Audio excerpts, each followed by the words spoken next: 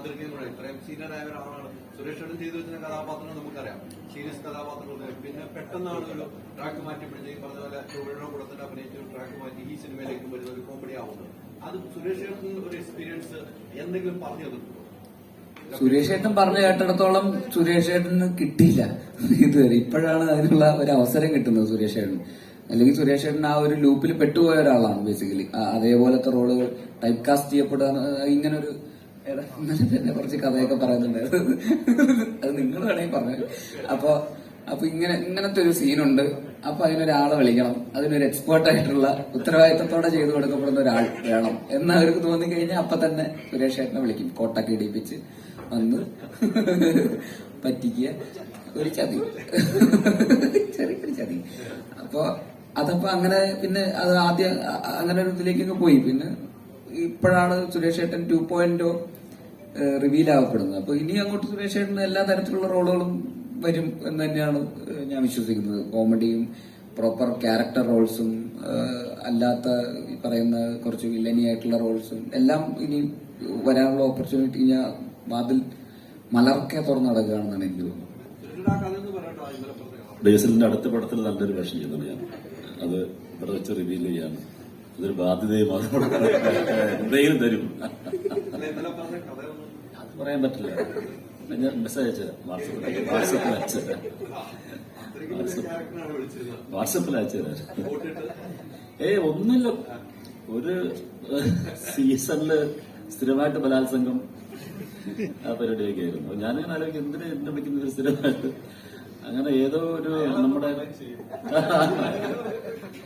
നന്ദിനി എന്ന് പറഞ്ഞ നമ്മുടെ ഒരു നായിക ഉണ്ടായിരുന്നല്ലോ പണ്ട്, നമ്മുടെ കരുവാടി കുട്ടനുള്ള നായിക. അതിലും ബലാത്സംഗം പരിപാടി ഉണ്ടായിരുന്നു. അത് കഴിഞ്ഞ് 3 പടം അടുപ്പിച്ച് ഞാനായിരുന്നു. 3ാമത്തെ സിനിമ എത്തിയപ്പോൾ അവര് വെച്ചു ഇതിലും നിങ്ങളാണോ?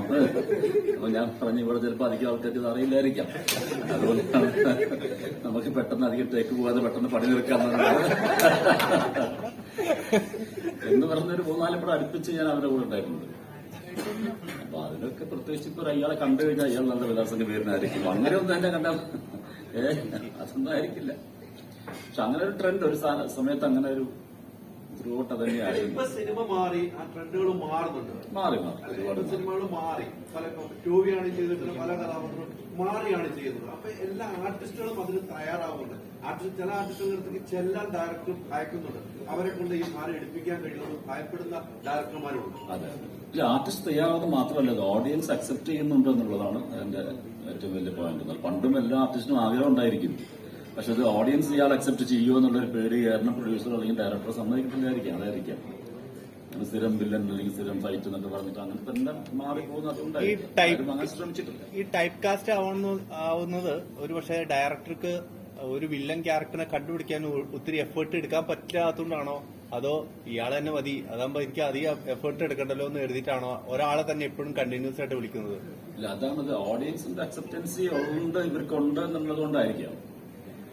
ഞങ്ങള് ജോണി ആന്റണിയുടെ ഒരു പടം തുറുപ്പ് പുലാനാണെന്ന് തോന്നുന്നു, അതിൽ അഭിനയിക്കുന്ന സമയത്ത് പട്ടണത്തിൽ ഭൂതം രാജൻ പി ദേവും ഞാനൊക്കെ ഉണ്ടായിരുന്നത്. അപ്പൊ ഞങ്ങളെ നല്ല രീതിയിൽ കാണിച്ചുകൊണ്ടിരിക്കുകയാണ്. ഏതോ ഒരു സീനിലാണ് ഞങ്ങൾ ഒരു വില്ലൻ ഷെയ്ഡിലേക്ക് ക്യാരക്ടേഴ്സ് മാറുന്നത്. അപ്പൊ ജോണിയോട് ചോദിച്ചു, ജോണി അപ്പൊ ഈ സീനിലായിരിക്കും ഓഡിയൻസ് അറിയുന്നത് ഞങ്ങളായിരിക്കും ഇതിന്റെ പുറകിൽ എന്നല്ലേ? അപ്പൊ ജോണി പറഞ്ഞു, ഞാൻ ശ്രമിച്ചുകൊണ്ടിരിക്കുകയാണ്, നിങ്ങളെ കാണിക്കുമ്പോ തന്നെ അറിയും, ഞാൻ ഇതുവരെ എങ്ങനെയും എത്തിക്കാൻ പറ്റുന്നത് ശ്രമിച്ചു നോക്കാം എന്ന് പറയുന്ന പോലെ ഓരോരുത്തർക്കും ഓരോ ഇമേജ് ഉണ്ട്.